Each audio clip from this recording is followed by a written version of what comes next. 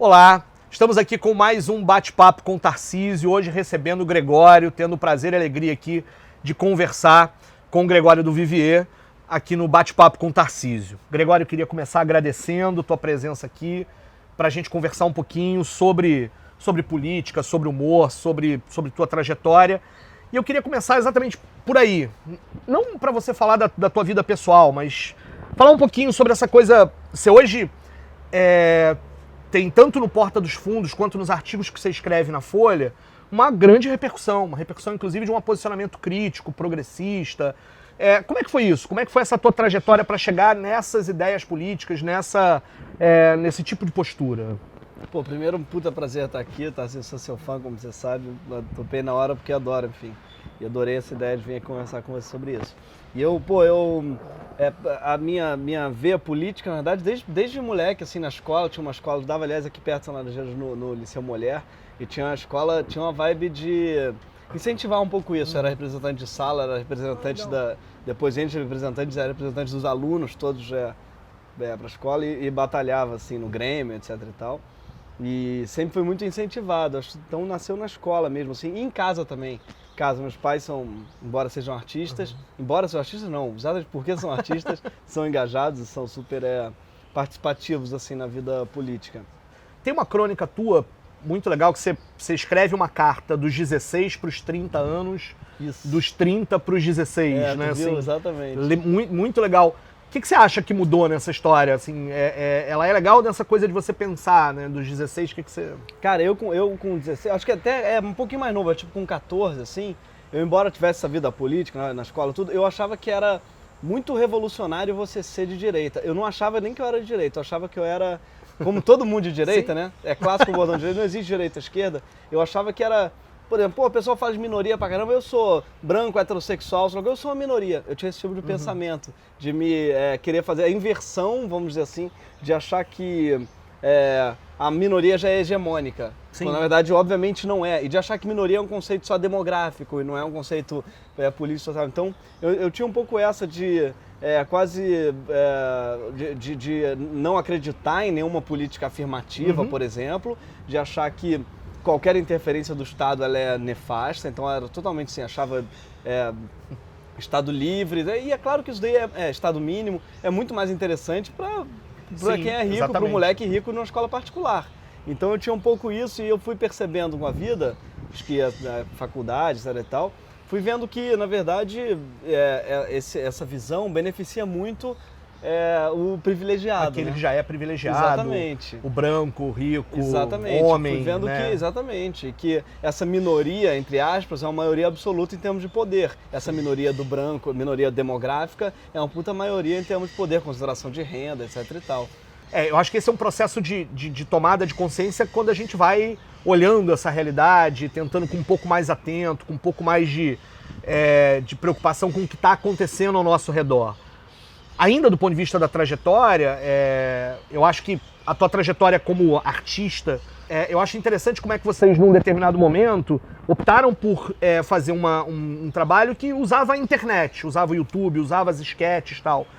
As portas estavam fechadas para esse tipo de humor que vocês fazem e por isso é a Porta dos Fundos? As portas estavam fechadas, na verdade fechadas assim, metaforicamente, porque... Sim. Na verdade, elas estavam abertas do jeito que a gente era contratado da Globo. Eu, Fábio Porchat, o Ian SBF, todo mundo era contratado. Só que, na prática mesmo, a gente propunha nossos projetos e não rolava. Só que é até uma coisa que a televisão faz muito, que é contratar e não usar, né? Porque aí, pelo menos, não está usando em outro lugar.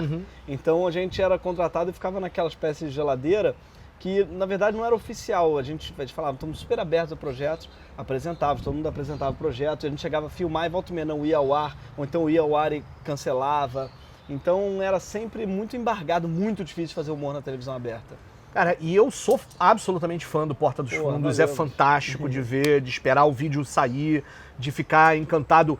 Eu me lembro até hoje, a gente estava naquele processo do enfrentamento do município do Rio, da greve dos educadores, e aí até que o roteiro é do Fábio Porchat, né? O Bala de Borracha. Bala de Borracha, né? Caraca, aquilo era fantástico. É muito legal, A identidade que a gente, enquanto professor que tinha acabado de ser bombardeado na Cinelândia, ver aquele vídeo dando voz àquilo que a gente estava dizendo. Isso é muito importante. Eu acho que esse humor, essa forma que vocês acabam de... É um humor que tem um sentido político sem ser panfletário e com isso conseguir desnaturalizar Exatamente, a questão, né? A ideia de desnaturalizar é muito importante pra mim no humor, assim, porque a gente tá o tempo todo, aliás, foda estar com essa camisa aí, linda essa frase minha, porque o humor ele trabalha muito com isso, né, com a gente jogar um primeiro olhar sobre o que todo mundo diz que é verdade, assim, tentar relativizar, desnaturalizar, como você falou. E muitas vezes ele vem para exatamente reforçar estereótipos. Tradicionalmente, até o humor da anedota, né? Sim. É aquele humor que vai ficar repetindo, que a mulher é burra, consumista, que o caipira é mais ingênuo, e que tem aqueles clichês, o português é burro, e vai ficar reforçando isso e batendo, e é aquela graça de confirmação de expectativa, tipo, quer ver que o português vai ser burro? É quando é burro você ri do fato que você já imaginava que aquilo fosse acontecer. E a gente nunca achei muita graça, pessoalmente, nesse tipo de humor, sempre achei mais graça quando te surpreende. Sim. Aquele humor que puxa até o tapete, cara, eu nunca esperava que o cara ia dizer isso, né? Humor de inversão de expectativa. Então a gente vai muito nessa, assim, e eu acho triste que no Brasil, por exemplo, a coisa do bala de borracha, os alvos do humor principais são a mulher, o gay, o travesti, o negro, o caipira, de uma certa maneira, assim, o pobre, sobretudo o pobre, né? E o humor bate nas mesmas pessoas que a polícia já bate, né? Isso sempre me incomodou, tipo, vamos mudar de alvos um pouco, vamos bater na polícia, né? Até tem um amigo, o Antônio Prata, diz que fazer humor é passar a mão na bunda do guarda.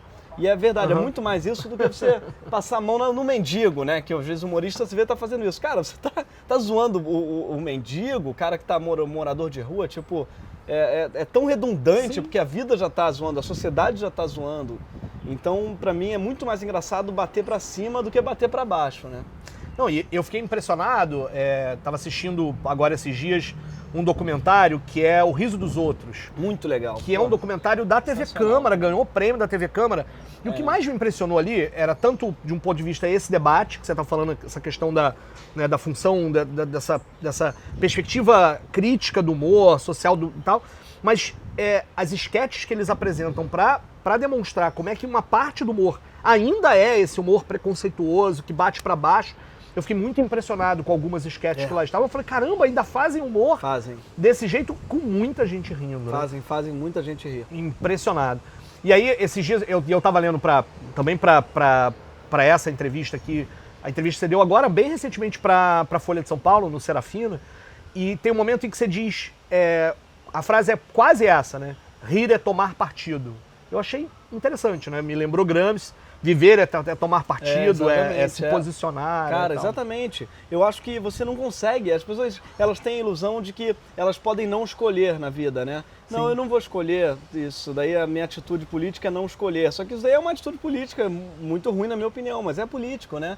E você não, a tragédia, até o Sartre fala muito disso, né? A tragédia do ser humano é não conseguir não escolher. Você não consegue, você tá o tempo todo tomando partido.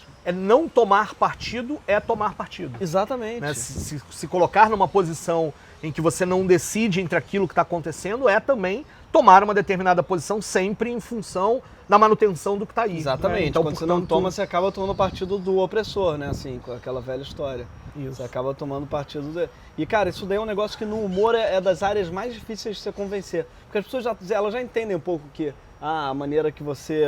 a maneira que você se locomove de algum lugar é política, porque realmente você está gerando trânsito, está poluindo, elas entendem. É mais fácil você explicar, até comer também, vegetarianismo, como atitude. Agora, o humor, em geral, tem uma tradição de... tem uma ideia que eu acho muito errada, que é para ter graça não pode ter pensamento. Como se a graça fosse espontânea, sabe?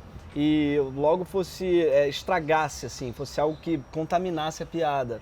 E eu acho que não mesmo, cara, os humoristas que eu prefiro são políticos, obviamente, assim, são partidários pra cacete, né? O Chaplin, cara. Sim. O Chaplin, a gente esquece disso, mas o cara fez o Grande Ditador em 37. Quando ainda era uma dúvida qual era do Hitler, muita gente achando ele legal na Inglaterra, né? Toma partido e faz aqui. O cara vai lá e fala, esse cara é ridículo. Ele fala assim, parem de levar esse cara a sério, a gente tem que combater esse negócio, porque esse cara é um pateta, um palhaço, sei lá o que, em 37. É claro que o humor também tem um tanto de talento. Minhas piadas em sala de aula nunca funcionam.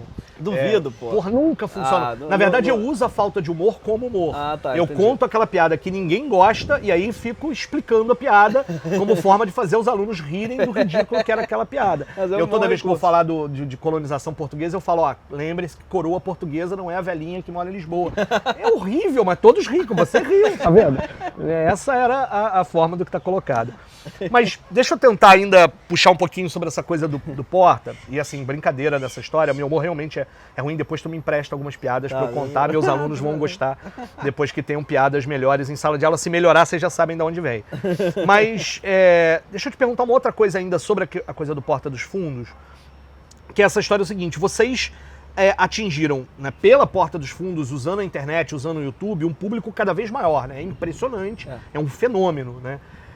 O sucesso traz limites, traz limites autoimpostos. Como é que vocês estão fazendo? Vocês estão pensando sobre isso, sobre essa coisa de como é que fazer para continuar com essa pegada da perspectiva de ter uma autonomia da piada que está contando, da história que está contando, da crítica que está fazendo? Como é que está isso? Vocês têm pensado, você tem pensado sobre isso? Cara, o Porta realmente não para de crescer assim, né? Tem um movimento de crescer, de ganhar público e tudo. Isso aumenta a responsabilidade também. Mas não pode diminuir a autonomia, assim, de maneira nenhuma. Gregório, a gente está diante de uma força maior, de um discurso conservador, que tem aparecido muito mais, né? Muitos conservadores saíram do armário, né? Como é que você está vivendo? Como é que isso está te afetando como artista, né? Os vídeos que vocês, inclusive, produzem, muitas vezes acabam lidando com esse debate, né? Mas como é que isso está te afetando como artista, na tua produção, tal? Como é que você vê isso hoje? Cara, a gente está realmente numa onda conservadora, né? Conservadora gigante, e isso daí afeta muito o Porta, assim, no sentido que a gente bate muito nesses alvos, né? Nessa bancada, né? Nesse poder instaurado, assim. Então a gente sofre pra caramba. Hoje em dia tudo que eu escrevo, toda a coluna, os principais comentários são maconheiro, abortista, sei lá o que, assassino de feto, então ou pior, petralha, né? Tipo assim, que também é uma confusão que eles fazem terrível, de achar que, por exemplo, toda a esquerda é petista, e de achar que todo petista também sim, corrupto. Então é uma confusão terrível achar que também o petista ele quer transformar o Brasil em Cuba, quando na verdade exatamente o problema é até o contrário. Exatamente. É o contrário, né? Então, são tantas confusões, é isso que me dá muita aflição. Tenho vontade de organizar para ir de melhor o mundo. Pode chamar de maconheiro, aborteiro, o que tá certo, realmente. Agora, misturam também isso com o PT, ou isso com Cuba, ou isso com a Coreia do Norte. E, na verdade, não é nada, não tem nada a ver uma coisa com a outra. Dá vontade de organizar melhor, porque o que eu vejo é eles muito confusos, com um ódio gigantesco, sem saber direito até para quem... Até é uma coisa que eu queria, até eu falo para alguns amigos meus que odeiam muito, por exemplo, o PT. Tem 1000 amigos, minha timeline é muito antipetista. E me batem pra caralho em mim. Tipo, galera, dá vontade de falar assim, eu sou tão contra o PT quanto vocês. Só que eu sou por outras razões. Eu não sou porque o dólar está alto, nem porque eu acho que nunca se roubou tanto. Porque eu acho que é mentira isso. Já se roubou muito, e muito mais, inclusive. E o dólar está alto, eu acho, foda-se, enfim, não acho que seja o principal problema do país agora. E sou por causa de Belo Monte, sou por causa de questão indígena, sou por causa de questão ambiental, sou por causa de tantas outras questões, assim, sou por causa do PMDB, do espaço que eles dão pro PMDB, né, sou por causa de, 1000 outras razões que não são as mesmas. Então, desvirtuei pra caramba a sua pergunta. Não, mas tá ótimo, né? Ou seja, vamos, eu acho até que é importante falar disso, ou seja, o problema da corrupção é um problema, né? O problema é que eles fazem isso como se fosse o único problema e o problema maior, que é exatamente as opções políticas que dão base à continuidade da corrupção ficam escondidas. Porque são exatamente elas que igualam parte desse discurso antipetista que, na verdade, se perde nessa confusão de ideias que está aí colocada. Eu acho gravíssimo, né? O Belo Monte que você citou é um atentado, é um negócio terrível. E ele é terrível também pelas supostas ligações com as empreiteiras que lá estão. Mas ele é terrível também enquanto projeto que aposta numa lógica sem um mínimo de diálogo com aquelas comunidades no entorno, que tem um impacto ambiental absurdo, absoluto, que está desconhecendo qualquer impacto, qualquer relatório técnico que tenha lá. É um absurdo não ter feito reforma agrária. Caralho. É um absurdo que hoje você tem um ministério que corte da educação 9 bilhões de reais. E cortou o CAPES agora? Isso, 5%. corta as bolsas, corta, né, faz uma política de expansão das universidades públicas. É correto expandir a universidade pública, mas cortando dinheiro, portanto precarizando o trabalho, enquanto mantém os recursos para o FIES, para subsidiar o ensino privado. Ou seja, essas coisas têm a ver muito mais com a política, elas são muito perniciosas e elas são, inclusive, a razão pelas quais nós somos oposição ao governo do PT. Exatamente, claro. Esse é o sentido que para nós é ser oposição ao PT. Se a gente estivesse avançando, inclusive, no debate da legalização do aborto, Porra. E pelo contrário, a gente tem um contrário. debate interditado. Total, e drogas nessa história. também, a gente O debate sabe da que legalização das drogas está interditado. É. Por isso é muito ruim que a gente precisa, de uma certa forma, às vezes, ser pedagógico nessa história, e mesmo assim é difícil, né? Porque muitas vezes basta você colocar alguma coisa no Facebook que já estão misturando. E total. E também tem um outro lado, que também um petismo cego, que também me incomoda muito, cara. Que é só da defesa, né? Só da defesa. A gente fica sempre dizendo isso, mas vai governar para isso? Ou seja, pra isso. se é para ganhar governo, é para enfrentar. Exatamente. Né? Qualquer perspectiva de esquerda, de uma esquerda progressista, socialista, ganhar um governo só se for para diminuir o poder dos dominantes. Exatamente. Se não for para isso, para quem vai ganhar? Essa é uma discussão coisa que eu nunca vou importante. entender, porque a Dilma já teve 80% de aprovação, cara. Naquele momento, ela podia ter, né? Ter comprado a briga que quisesse e não comprou por opção não comprou, política. exatamente. E por ter sido financiado pelos mesmos setores, Claro, por ter alianças pelos mesmos setores. Mas ali era o momento de dar um calote, de falar assim, olha só, vamos dar um calotão aqui em quem investiu, vai dar merda, assim, vocês vão ver meu nome e um monte de história, mas é isso. Enfim, eu acho que falta coragem mesmo, faltou muita coragem. Agora, é claro que quando a gente pensa num Cunha, Bolsonaro, Feliciano, aí a gente está falando inclusive de uma outra galera que hoje tem sido muito forte no discurso, um discurso que tem ganho corpo, né? Sim. E aí, assim, essa é uma questão que eu acho que a gente precisa estar atento, ou seja, o crescimento de figuras como essas precisam ser combatidas. E eu acho que vocês, via humor, acabam fazendo isso, ou seja, como é que a gente consegue, de uma certa forma, novamente se posicionar contra essa galera. E o debate da redução, vamos pegar como exemplo. Olá, certamente o Bate-Papo com o Tarcísio não é o primeiro programa de entrevistas que você viu, mas nós queremos fazer um programa diferente, queremos fazer um programa bem diferente do que está aí. Isso porque grande parte da mídia, muitas vezes com o rabo preso, acaba divulgando os conteúdos que só ajudam a manter o mundo como ele está aí. A dominação como está, a desigualdade, a violência, e a gente quer fazer diferente. A gente quer dar espaço aqui para as ideias que constroem um mundo melhor, um mundo mais solidário, um mundo mais fraterno. Mas para continuar no ar, para continuar com mais programas, a gente precisa se autofinanciar. Por isso a gente está aqui hoje, eu e o Gregório, para te pedir uma ajuda para financiar o Bate-Papo com o Tarcísio. Pois é, o papo que eu tive aqui com o Tarcísio hoje foi os papos mais livres e gostosos que eu já tive na vida. Então eu queria pedir para vocês contribuírem, porque, enfim, para vocês poderem ver mais artistas e mais políticos, mais pensadores, falando livremente sobre o que pensam de verdade. Porque muitas vezes as pessoas na TV não estão falando o que pensam, e não é porque não querem, é porque a TV não deixa. E aqui a gente tem essa liberdade. Então contribua, as recompensas são incríveis. De repente você ganha até uma selfie com o Tarcísio no carnaval, como eu ganhei, se você tiver sorte. Viu? Então entra lá no Benfeitoria, participa do nosso financiamento coletivo recorrente. Você pode ganhar, além de uma selfie comigo no carnaval, tá bom? A gente vai dar um jeito de resolver isso, né? Mas você pode ganhar também uma camisa do Nada Deve Parecer Impossível de Mudar, Nada Deve Parecer Natural, uma coleção de DVDs com as entrevistas que a gente fez para guardar e o mais importante, ajuda um programa de esquerda a se auto-organizar, a se autofinanciar, porque a gente sabe que só a luta muda a vida.